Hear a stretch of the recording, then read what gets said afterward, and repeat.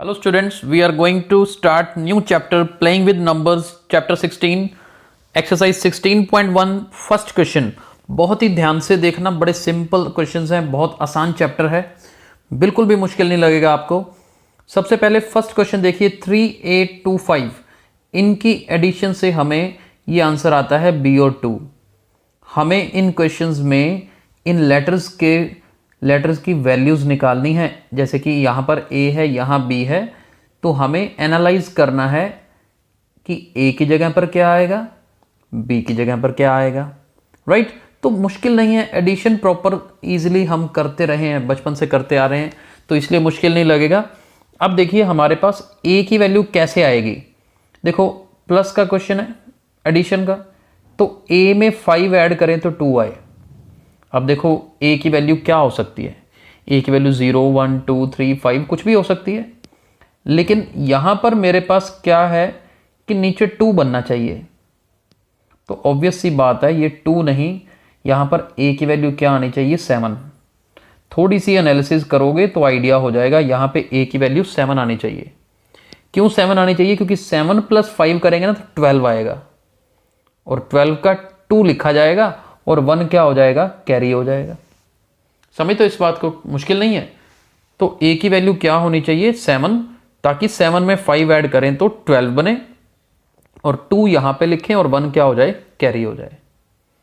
अब ए की वैल्यू 7 होनी तो चाहिए, क्यों होनी चाहिए, इसके रीजन को हम कैसे एक्सप्रेस करेंगे ये भी ध्यान से रखिए।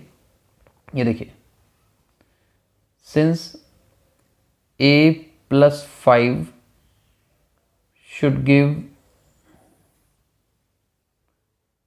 2 as a result,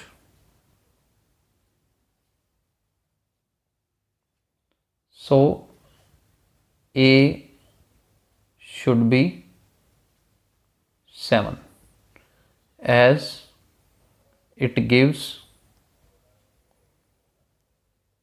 7 + 5 = 12।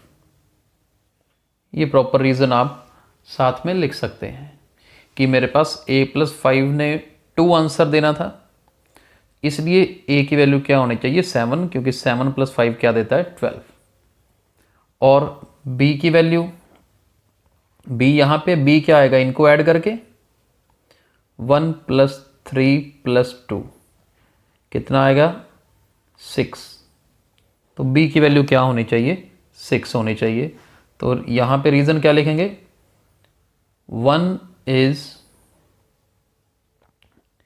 carried from 12।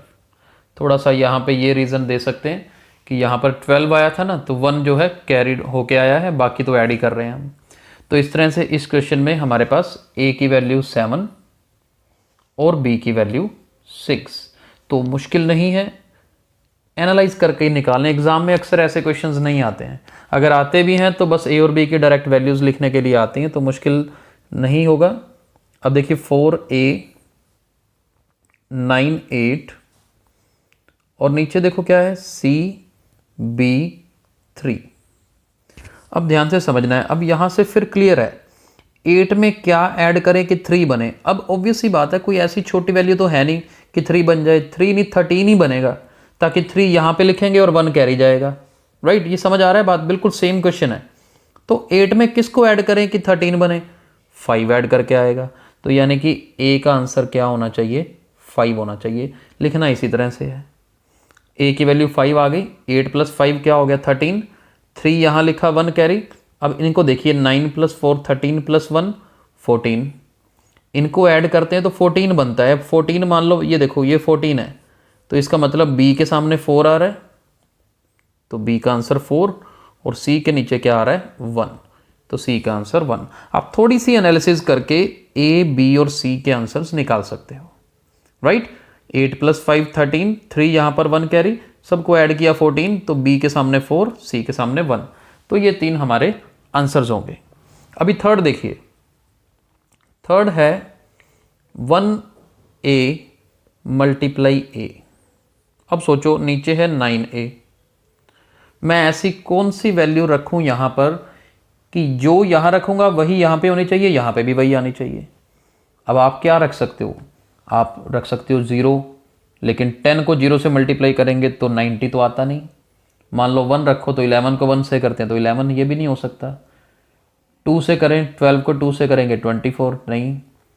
13 को 3 से करेंगे 39, वो भी नहीं। अल्टीमेटली क्या होगा, देखो ये 16 मल्टीप्लाई 6 होता है 96। थोड़ी सी एनालिसिस करी आपने ये देखो अब क्या है, ए इनके जगह पर क्या होना चाहिए, 6 होना चाहिए, यानी कि इसका आंसर क्या आएगा, a इज इक्वल टू 6। और आप साथ में पूरा रीजन ऐसे लिख सकते हो, a will be 6 as 16 multiply 6 gives 96। एक स्टेप में इसका रीजन भी लिखा जा सकता है, राइट। Let's move ahead. चलिए फोर्थ पार्ट देखिए। अब फोर्थ पार्ट में थोड़ा सा डिफरेंस है, b में 7 ऐड करें तो a आए, यही a यहाँ पर और उसमें 3 ऐड करें तो 6 आए। अब यहाँ पर सोचने वाला काम है कि अगर मैं सोचूं कि 3 में 3 ऐड करूँगा तभी 6 आएगा, पहली बात तो ये क्लियर है। लेकिन अगर मैं चाहता हूँ कि 3 में 3 ऐड करूँ, यानी कि a की जगह पर अगर 3 लगाऊँ तो फिर यहाँ भी 3 आना चाहिए। अब यहाँ 3 कैसे आएगा, जब b की वैल्यू 6 होगी। 7 + 6 13 बनेगा, 3 यहाँ पर तो 1 कैरी, लेकिन जब 1 कैरी जाएगा तो ऐड होके 7 बन जाएगा, यानी कि वो तरीका गलत हो गया। जो मैं बोल रहा हूँ प्लीज़ इसको बड़े ध्यान से सुनना। तो यहाँ पर मैंने क्या सोचा कि क्यों ना b की वैल्यू लूँ 5। ध्यान से देखना, b की वैल्यू 5, ताकि 5 में जब 7 ऐड करें तो क्या बने, 12 बने। क्या बनेगा, 12 बनेगा। ये देखो b में 7 ऐड करना, मैंने कहा 5 ले लो, तो 5 में 7 ऐड करेंगे तो क्या बनेगा, 12 बनेगा। 12 बनेगा, यानी कि a की जगह पर क्या आएगा, 2 आएगा, और ये वाला 1 जो है ये कैरी हो जाएगा। अब देखो 3 + 2 + 1 क्या बनेगा, 6। तो बिल्कुल ठीक, यानी कि इस क्वेश्चन में a की वैल्यू 2 और b की वैल्यू क्या होनी चाहिए, 5 होनी चाहिए। आसान से क्वेश्चन है, इनको थोड़ा सा दिमाग लगा के एनालाइज ही करना है और कोई प्रॉब्लम नहीं। अब देखिए फिफ्थ, देखो a b मल्टीप्लाई करना है आपको 3 से, देखो, और इसका आंसर क्या है, C और B। अब यहाँ पर हमारे पास क्या है, जो ऊपर B है यहाँ पर भी B, यानी पहले तो यही सोचना भी 3 को किस से मल्टीप्लाई करें कि फाइनल आंसर वही डिजिट आ जाए। तो देखो यहाँ पर अब आपके पास कई ऑप्शंस हैं, आप ट्राई करो b को 1 लेके, 3 1 ज़ार 3, तो 1 1 तो आ नहीं रहा। 2 लोगे तो 6 आएगा, 3 लोगे तो नीचे 9 आएगा, 4 लोगे तो 12 आएगा, 5 लोगे तो 15 आएगा। हाँ, ये दिमाग में आ सकता है आपके कि जी b की जगह पे 5 अगर ले लें, क्या ले लें, b की जगह पर 5 ले लें अगर, तो 15 आ जाएगा। लेकिन फिर a क्या लोगे, हर चीज़ में है ना कन्फ्यूज़न। तो अब यहाँ पर हमें क्या करना है, b की वैल्यू को 0 ले लेते हैं, मान लेते हैं, चलो b की वैल्यू 0 ले लिया हमने, इजी हो गया ना। 3 को 0 से किया तो 0, समझ रहे हो, 3 को 0 से किया, मान लो b की वैल्यू 0 है तो यहाँ भी 0 आ गया, तो एक हिस्सा खत्म ही हो गया हमारा।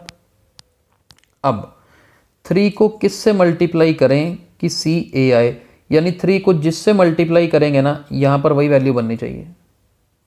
अब देखो अगर मैं 3 को 5 से मल्टीप्लाई करूँ तो क्या आता है, 15 आता है, राइट। तो मैं a की वैल्यू क्या ले लेता हूँ, 5, ताकि यहाँ 15 बन जाए। अभी देखो मैं यहाँ पे थोड़ा क्लियर करके लिख देता हूँ, a की वैल्यू हमने ली 5, b की वैल्यू ली 0 और 3 से मल्टीप्लाई किया तो अपना आंसर आया 150। अब सोच के देखो, जो 5 यहाँ पे यानी कि a, तो यहाँ पे 5 आ रहा है, 3 0 ज़ार 0 ही था, c की वैल्यू अपने आप हमारी क्या आ गई, 1 आ गई। तो 3 आंसर्स, b की वैल्यू 0, a की वैल्यू 5, c की वैल्यू 1। ऐसे क्वेश्चंस देखो एनालाइज करके होंगे, मैं आंसर्स करवा जरूर रहा हूँ, लेकिन खुद से माइंड लगाएंगे तभी परफेक्टली आपके आंसर्स आएंगे, राइट। MCQs की फॉर्म में आ सकता है, पेपर में क्वेश्चन 1 नंबर का छोटा क्वेश्चन आ सकता है, find A B and C, तो थोड़ा उस टाइम पे सोचना तो पड़ेगा। चलिए नेक्स्ट देखते हैं, सिक्स्थ में क्या है, A B multiply 5, answer is CAB। अब देखो सेम काइंड ऑफ क्वेश्चन है ना, आइडिया अपने आप हो जाता है। कैसे, फिर से 5 को 0 से करूँगा तो 0 बन जाएगा, मिलता जुलता क्वेश्चन है ना। तो B की वैल्यू ले लो 0। अब फिर हमारे पास है 5 को किस से मल्टीप्लाई करें कि जो वैल्यू यहाँ है वही यहाँ पे आए। तो मैं कहता हूँ A की वैल्यू 5 ले लो। A की वैल्यू 5 लेंगे तो 5 5 आर 25। अब देखो इसी को हम यहाँ पे लिख के देख लेते हैं, जो जो वैल्यूज़ हमने ली है। A की जगह पर 5, B की जगह पर 0, मल्टीप्लाई 5, आंसर क्या बना 250।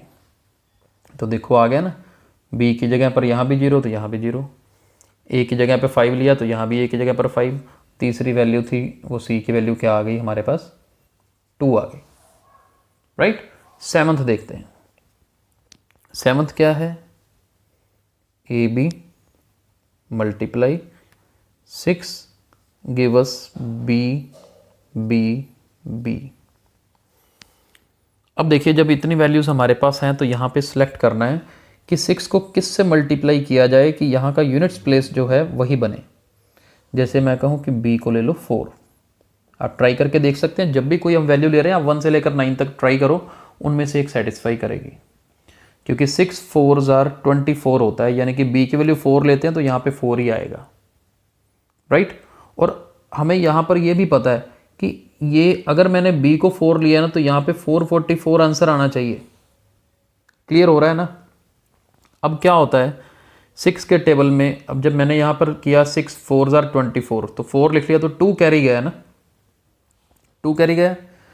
तो मैं A की वैल्यू क्या लूँगा 7, क्योंकि 6 7s आर 42, 42 में 2 ऐड करते हैं तो 44 बनता है।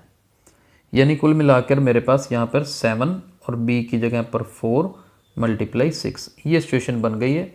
और यहीं से ही हम AB दोनों सेलेक्ट कर सकते हैं। चलिए 8th में चलते हैं। 8th है A1 1B, एडिशन का क्वेश्चन है जी। अब बड़े ध्यान से देखना कि यहाँ पर कौन सी वैल्यूज ली जाएं। नीचे है B0। अब 1 में क्या ऐड करें कि 0 बने, तो ऑब्वियस जी बात है जी, B की वैल्यू 9 लेनी पड़ेगी। क्यों 9 लेनी पड़ेगी, 1 में 9 ऐड करेंगे तो 10 बनेगा, तो यहाँ 0 आ गया और 1 क्या हो गया कैरी। अब देखो B मैंने 9 लिया, 1 + 1 2 तो बन ही गया, तो A क्या होना चाहिए 7 होना चाहिए। A 7 होगा तो 7 + 2 टोटल क्या बनेगा 9। यानी कि हमारी सिचुएशन क्या बनी, A की जगह पर 7, फिर 1 + 1 और 9, ये आंसर हमारा क्या बन गया 90 बन गया। कोई भी क्वेश्चन आप अटेम्प्ट करते हो पहले आप A और B की वैल्यू सेलेक्ट कर दो, फिर उसी को हमारी दी हुई वैल्यू से सॉल्व करके दिखा दो, इतना रीज़न ही काफ़ी है। तो 8 हो गए। चलिए 9th पे चलते हैं, 9th और 10th लास्ट 2 पार्ट्स इस एक्सरसाइज के। ये एक्सरसाइज बहुत आसान है, चैप्टर भी आसान है, ज़्यादा टाइम नहीं लगेगा इस चैप्टर को कंप्लीट करने में। देखिए 9th क्वेश्चन, 9th है 2AB AB1, इन्हें ऐड करते हैं और हमारे पास बनता है B18। अब क्या है एनालिसिस ही करनी है। B में 1 ऐड करें तो 8, यानी कि B की वैल्यू 7 ले लो, साफ साफ क्लियर है, 7 + 1 8। अब यहाँ देखो B है, यहाँ पे 7 लेंगे, अगर यहाँ पर 7 है तो फिर 7 में क्या ऐड करें कि 1 बने। अब समझ आ रहा है ना, पहले किए हैं इतने क्वेश्चंस, तो 4 ले लो, 7 + 4 11, तब 1 यहाँ आएगा तो 1 कैरी भी जाएगा, 2 + 1 3। B की वैल्यू ऑलरेडी 7 ली है हमने, तो A की वैल्यू 4 देखो सेटिस्फाई कर रही है, बिल्कुल कर रही है, 3 + 4 7 होता है। तो बस यही 2 हमारे आंसर्स होंगे। इन्हीं को एज अ रीज़न जब हमें लिखना है ना, तो B7 A4 लिख के और रीज़न में आप सिर्फ इसको सॉल्व करके दिखा दो। जैसे यहाँ पर 2, फिर A की वैल्यू 4, B की वैल्यू 7, प्लस फिर A की वैल्यू है 4, B की वैल्यू 7, यहाँ पर 1, इनको ऐड करके दिखा दो तो बस ये चल जाएगा, राइट। तो बिल्कुल आसान है, पहले ए और बी ओरली आप मन में उसको फाइनल कर लीजिए, वैल्यूज़ लिख दीजिए एज एन आंसर, और रीज़न में ब्रैकेट में उन वैल्यूज़ को फिल करके सॉल्व करके दिखा दीजिए। 10th 1 2 A 6 A B, इनको ऐड करने से A 0 9 बनता है। चलिए अभी भी हमें विचार करना है कि कहाँ पर कौन सी वैल्यू लें। यहाँ पर देखिए A की वैल्यू हम लेते हैं 8 और B की वैल्यू लेते हैं 1। अब सोच के देखो 8 + 1 9 हो जाएगा, 2 + 8 करेंगे तो 10 हो जाएगा, यहाँ 0 आएगा, 1 कैरी जाएगा, 6 + 2 8, A की वैल्यू 8। तो बस पहले आपने क्या करना है, ऐसे क्वेश्चन आएगा और इसके आंसर्स में आप लिख दो कि A की वैल्यू 8, B की वैल्यू 1, और ऐसे ब्रैकेट लगा के रीज़न समझाने के लिए सॉल्व करके दिखा दो कि 1 2 A की जगह पर हमने 8 फिल किया, फिर A की जगह पर 8 फिल किया और B की जगह पर 1, यानी कि जो जो वैल्यूज़ हमने ली हैं उनको फिल करके दिखा दो बस, और कुछ नहीं करना हमने, राइट। तो इसका आंसर क्या होगा ये, यानी कि ये क्वेश्चन, ये आंसर और ऐड करके दिखा दो, हमारा क्या होगा, रीज़न होगा। आई होप आपको ये एक्सरसाइज मुश्किल नहीं लगी होगी। कल हम आगे कंटिन्यू करेंगे। Thank you.